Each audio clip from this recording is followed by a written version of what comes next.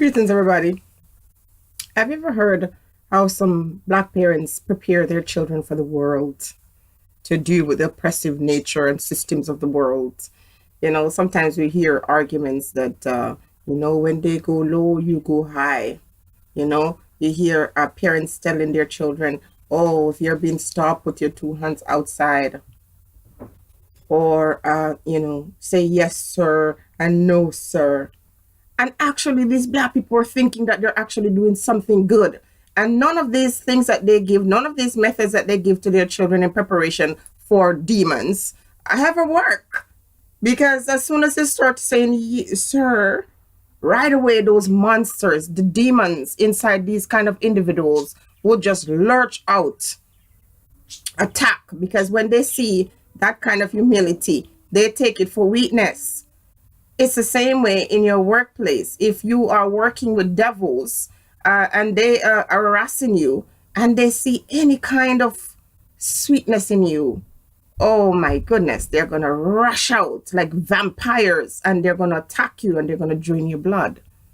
So I think part of the problem we're having is that we're teaching our children how to be subservient.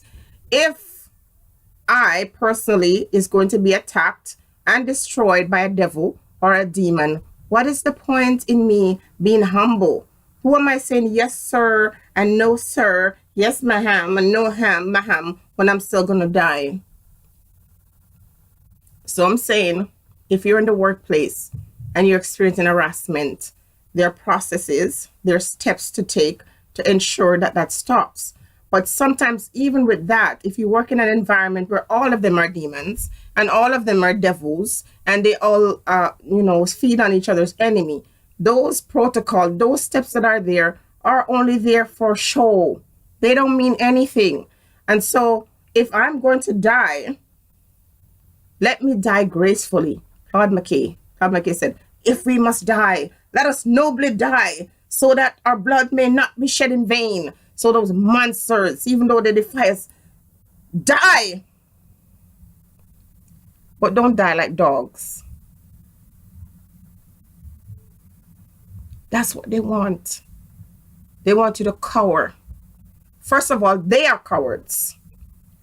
These monsters that are in the world causing havoc and mayhem for everybody, they were the monsters that were in the playground, the ones they called bullies. The bullies in the playground are also the bullies in the world today.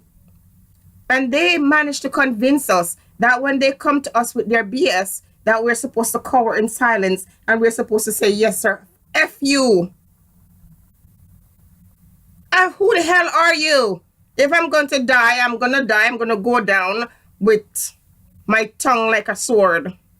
And if you're going to try to kill me and I realize I'm going to die, then I'm saying, Shango, come forward and be released. And if I die, you're dying too. I'm not waiting for a court system to come and exonerate you and I'm dead. I don't want my family to go and take millions of dollars in compensation from these people so that they can then come back and take it from my relatives. It's time for us to understand that as human beings, we don't ask other human beings for equality or rights. We are given those naturally just by birth. And so if people want your respect, then they have to show respect. And if they're going to dishonor you and disrespect you, you have to do nothing else but that. If you want my respect, you have to show respect. Who the hell died and left you in my space to be my leader and my ruler? Who made you? Because in this world that we live, nobody becomes a leader unless people nominate them and put them in that position. And if they put themselves there, they're called tyrants. I'm not teaching my daughter to cower to no witch. I'm not teaching my son to bow down to no biatch. I'm not bending down to nobody who doesn't bend down to me. So even as you bow to me, I bow to you. Even as you respect me, I respect you. But the days of being afraid of you are over.